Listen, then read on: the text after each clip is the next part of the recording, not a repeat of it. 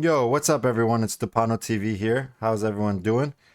I just wanted to go let everyone know what the final form of the build looks like, go over it a little bit, tell people about the budget POB version, and about how much we think it costs, and um, tell you about my version now.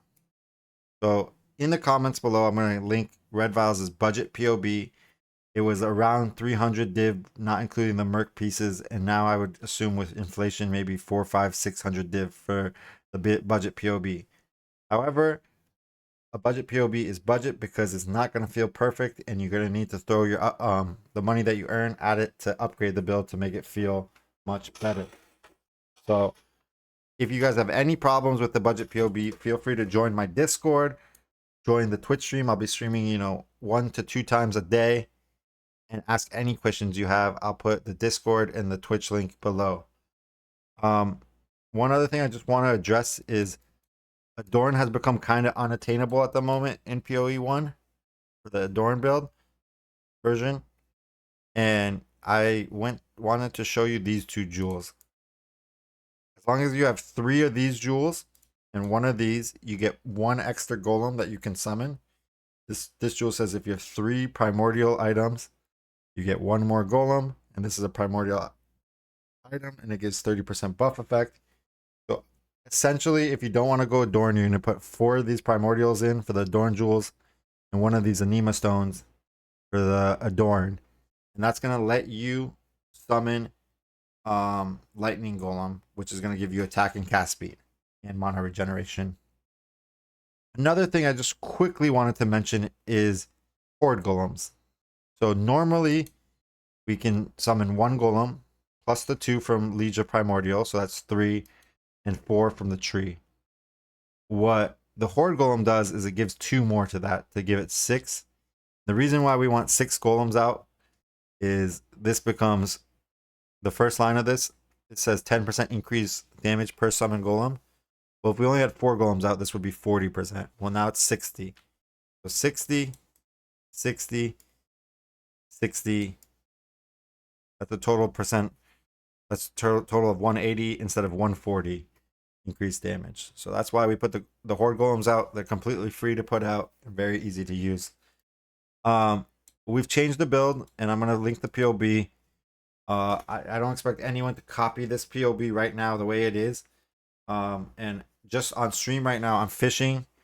So I have these gloves on. What fishing means is you need to wear slither pinches.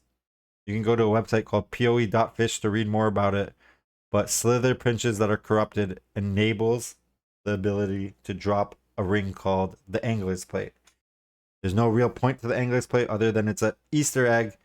But you and I both love Easter eggs, and I'm going for it. I'm hunting for the Easter egg. So normally you'd use like temple gloves from like the Saddler shop with an abyss. Maybe you'd make your own. I can show you a couple examples here. However, we also made another pair of gloves that are quite great, and I just want to show them. They do not have life, but they have a total of 110 conversion. So you have 110 convert gloves, which would fully convert your explode. If you did put convert gloves on like these, you would take out Fizz to Lightning and you put in Trinity. All right, but because we're fishing, that's what we have, and that's what we will use. And I would like to show you one map. We have taken off the Nemes, but you can always put it on whenever if you feel like you need it, you can put it on.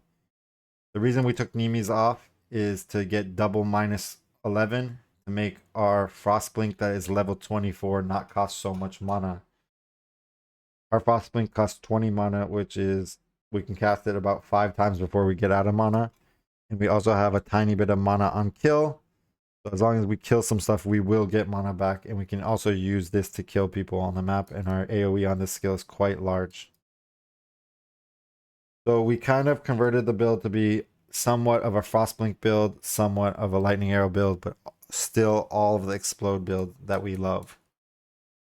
Currently, without the gloves on and using the gloves that I showed you have no AoE on it. We have 4.8 lightning arrow radius, and we have 5.8 explode radius. So without further ado, I just would like to show you the final version of the build. And I would like to also go over this new strat that we're doing on the Alva strat. So our tree looks like this. A guy named Craftenstein in MF Academy, a guy named Red Vials on Twitch TV, both showed me this tree. Both amazing people, and we actually started to really fall in love with this tree. And we also fell in love with the Alva strat so much recently that we made a new loot filter for it with many cool sounds. All right, so the tree's like this, and what we did change is we took out all the settler points and we put the settler points into breach. These are the main breach points. These 4, these 5, and this wheel right here. We also found some extra points that we can put into shrines, and we started to see that red currency is worth a lot more than blue currency, so we went into red. But if red is annoying to you for whatever reason, I would rather you not be annoyed and do blue influence and make a little bit less money than be super annoyed and do red influence. So ideally, what you would do on this strat, this is ideally, you'd go into a dunes map. Your breaches would be grouped up together. You'd clear the dunes map to the boss. You'd get some shrines, and then you'd grab the Evo shrine. By shrines, I mean altars. Then you would grab, like for more quant and duped currency. And then you'd grab the Evo shrine, pop all the breaches at once. The maximum amount of breaches you can pop at once is 4. And you're guaranteed 4 breaches with this strat. So you'd hope to pop all 4 breaches at once, spend about 20 seconds of your Evo shrine on it, killing it. Hopefully that amounts you to 1 or 2 tinks. And then you're going to go to Alva. The logic behind this strat, which was well said by Red Vials, is settlers gives the mobs that you have in the map a tiny bit more loot. This breach strat gives you a ton more mobs, which should be more loot than a tiny bit more loot on the current mobs you already have. That was a little confusing what I could say, but it's the amount versus the quality. You get so many more mobs that can drop you a divine versus, you know, making the mobs you already have drop a tiny bit more. So let's do a map, and to do a map on the current 7 maps I have in my tab, they are 190 currency but regular chiseled maps. We're gonna put in a nice juicy hard one. Let's find a nice juicy hard one. Not super hard, but it's 94% more life. And we're gonna put on Alva tree. And here's the difference. We're not gonna open up with settlers anymore. We're gonna open up with breach. Breach guarantees us 3 breaches, and the tree guarantees us 1. We're using champion, evolution, wisp, and invasion. And one more time, in case you missed it, this is the tree we're using.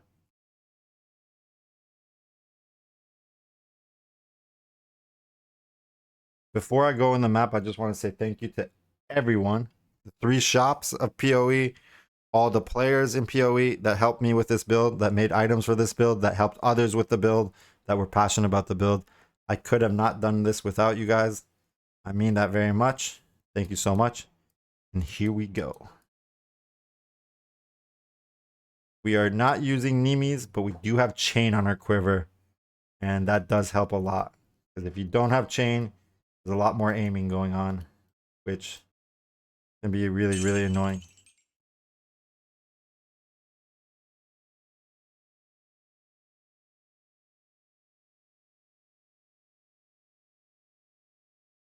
I told you the ideal situation, but I'm not always running the ideal situation. I'm in jungle valleys. I don't mind. I don't mind running all 3 map layouts personally. I'm not sure that's the, you know, best thing to do, I guess. And you got to be really, really careful with red influence. If you're not like CI, you can hit a few things that will just 100% make sure you have a bad time.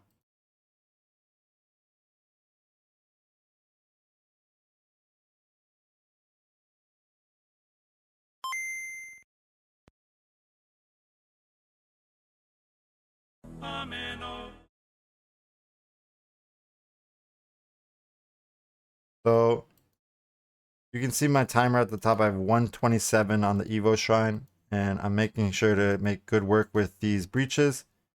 Now I'm done with the breaches. I don't really have time for this breach because I did the 3 together.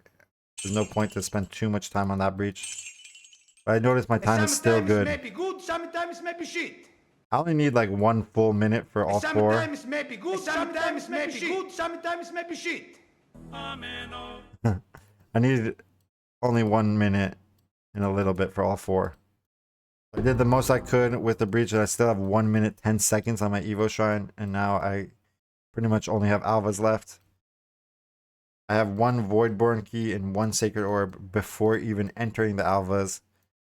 Pretty much thanks exclusively to the breaches, but it could have been a natural mob too. But the breaches basically take a little bit of the gamble out of this strat and return more currency to you on average, I believe. That's why I like it, but I could be wrong. Could be wrong. And if you don't like it, just go back to Settlers. No big deal.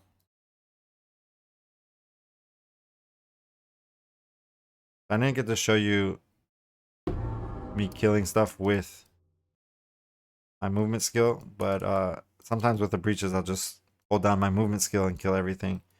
In Alva, the movement skill gets stuck on the walls, as you just saw, so it's more of a fun thing than anything else, but it is when you do have the right buffs and you have the mobs all in one place, holding down right click to Frostblink on everything. Hey yo, what the fuck? Feels really good.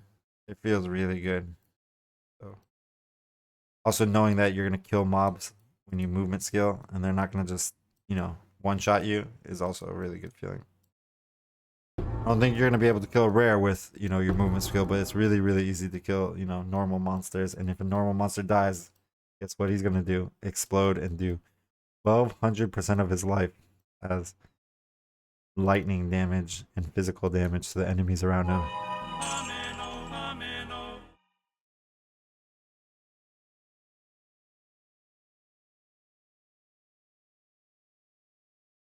The only other thing I want to clearly also mention is when you watch me play, if you see my Herald of Ash MTX, that is actually half the size of my Explode MTX. So what you do see in game is half the size of what is actually going on and where my damage is coming from.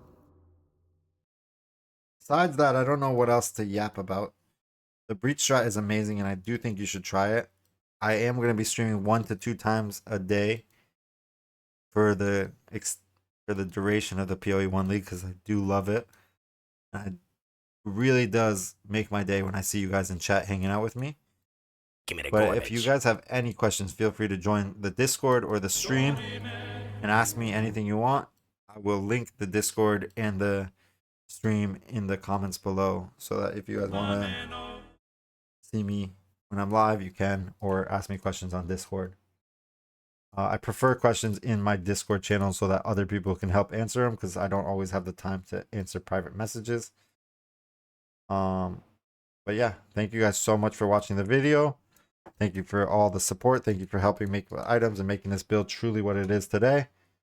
We got 3 Voldos, a Divine, and a Voidborn, and a Sacred Orb from that map.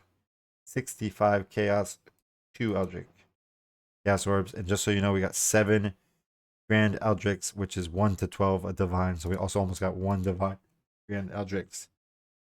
If you guys have ideas of YouTube videos you want to see me do, put them in the comments below. And thank you so much for watching this.